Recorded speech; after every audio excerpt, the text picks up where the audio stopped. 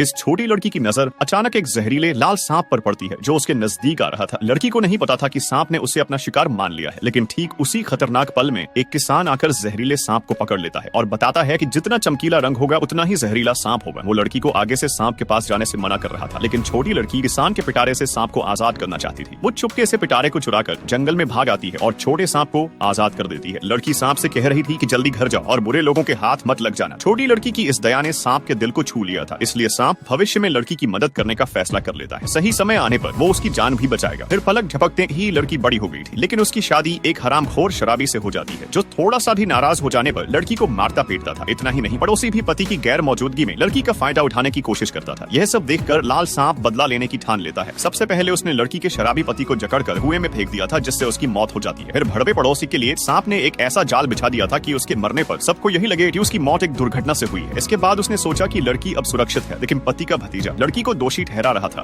कि वो बेवफा है। उसने प्रेमी के साथ मिलकर चाचा को मारा था। सारे लोग मिलकर बेचारी लड़की को भला बुरा कह रहे थे। लड़की को समझ आया कि वो कमजोर है, इसलिए लोग उसका अपमान कर रहे थे, जबकि यह लोग दिखावे के लिए पूछताछ कर रहे थे। असल में इनका मकसद लड़की की संपत्ति को हड़पने का था। लड़की सबके सामने बहुत भोली और लाचार थी, इसलिए घर छोड़ने से पहले वो श्रृंगार करती है और मंदिर में जाकर मन्नत मानती है कि उसका पति उसे जानवरों की तरह मारता था और पड़ोसी उसका फायदा उठाता था। वो प्रार्थना करती है कि भगवान इन दुष्टों को नर्क में सजा दे। सांप ने उसकी सारी इच्छाएं पूरी कर दी थी, पर उसके जीवन में अभी भी बहुत सी कठिनाइयां और दुख थे। लड़की सोचने लगी थी कि शायद पुरुष बनने से उसके हालात सुधर सकते हैं। तभी अचानक आसमान में काले बादल छा जाते हैं और लड़की एक लाश में बदल जाती है। फिर लाल चमकीला सांप उसके पास आता है और लड़की को अपनी खाल में लपेट लेता है। जब लड़की की आंखें खुली तो वो एक पुरुष बन चुकी थी। तभी उसके पीछे एक अजनबी आदमी मुस्कुराता हुआ आता है। लड़की को समझ नहीं आ रहा था कि यह सब कैसे हुआ। तभी आदमी का कहना था कि यह तुम्हारी ही तो इच्छा थी। एक पुरुष बनने की लड़की को लगा कि आदमी कोई देवता है, लेकिन वो देवता नहीं बल्कि जादुई सांप था। उसका रूप देख लड़की डरकर तुरंत बेहोश हो जाती है। आदमी उसे बताता है कि वो सालों से उसे पर नजर रख रहा था। वो बचपन का एहसान चुकाने के लिए लड़की को नया जीवन देता है। तभी लड़की घुटने टेक कर आदमी से विनती करती है कि अब उसका कोई भी नहीं है तो वो उसे अपने साथ रख ले।